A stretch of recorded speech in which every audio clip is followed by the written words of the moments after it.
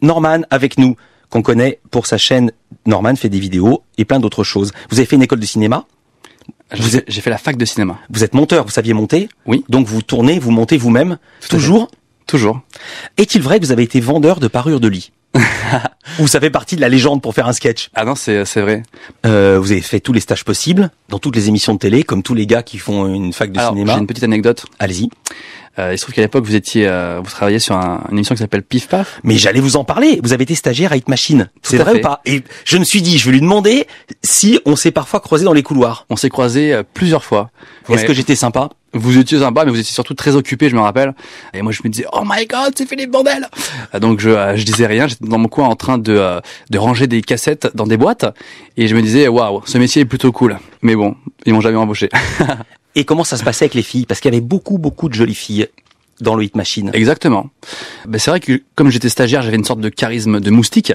Donc à partir de ce moment-là, c'est plutôt difficile avec les filles.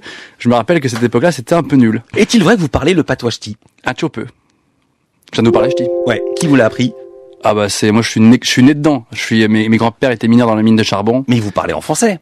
Bah disons que quand on était dans les corons chez mes grands-parents, ça parlait ch'ti en permanence. Ah oui? Jamais on m'a appris à parler ch'ti. Disons que je l'ai entendu depuis mon berceau, quoi. Est-il vrai que vous votez aux élections, mais c'est parce que votre sœur vous force à voter? Vous avez vraiment des informations exceptionnelles. C'est vrai ou pas? Ah, c'est totalement vrai. Je commence à prendre un petit peu de maturité et je suis un citoyen qui fait son devoir. Donc maintenant, je vais voter de moi-même. Mais il se trouve que ma sœur Daphné, à qui je fais un gros bisou, a une vraie conscience politique depuis toujours et elle m'incite systématiquement à voter et surtout qui me force à ne pas m'abstenir. Est-il vrai que votre colocataire est un geek et qu'il était furieux de votre sketch sur Apple parce qu'en fait il s'est reconnu? Oui, alors c'est totalement vrai, mais c'était mon ancien coloc qui s'appelle Yves, qui depuis est tellement devenu geek et tellement de qualité qu'il a été embauché par des sociétés de jeux vidéo et il crée des jeux vidéo maintenant dans le monde entier. Waouh, c'est vrai que vous avez demandé au gardien de votre immeuble de retirer votre nom sur la boîte aux lettres? Oui. Alors comment on fait pour vous écrire maintenant? Eh ben, vous envoyez la lettre au Père Noël et puis on trouvera une solution. Non mais en vrai? Bah je sais pas, dans ce cas-là il faut venir me voir en spectacle et me donner la lettre de main à main, ça veut rien dire. Bonsoir.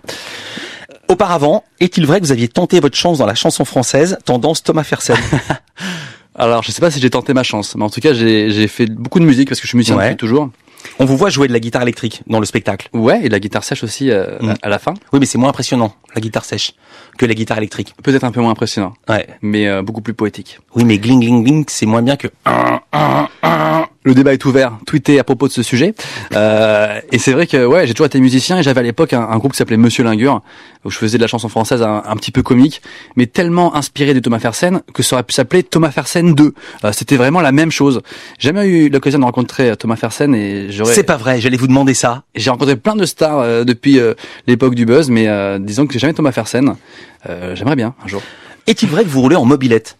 Oui, en scooter. Ah mais c'est pas la même chose. Ah Non. c'est en scooter. Non, j'aimerais bien avoir une mobilette, c'est redevenu à la mode. C'est un petit peu hipster, c'est un peu décalé, il m'en faut une. Est-ce que vous lisez ce qui s'écrit sur vous? Pas beaucoup. Est-ce que vous contrôlez? Est-ce que quand vous êtes interviewé par quelqu'un, un journal, vous le relisez après? Je le faisais au début, et quand je me suis rendu compte de l'angoisse que ça procure puisque les gens disent n'importe quoi, j'ai vraiment arrêté. Et je me suis jamais regardé une seule fois à la télévision. Je ne supporte pas. Et quand vous montez, c'est un autre personnage qu'on vous voyez dans la vidéo. Quand je monte, entre guillemets, je donne le best-of de moi. Donc c'est moi qui choisis les moments nuls, je les supprime. À la télévision, on montre tout.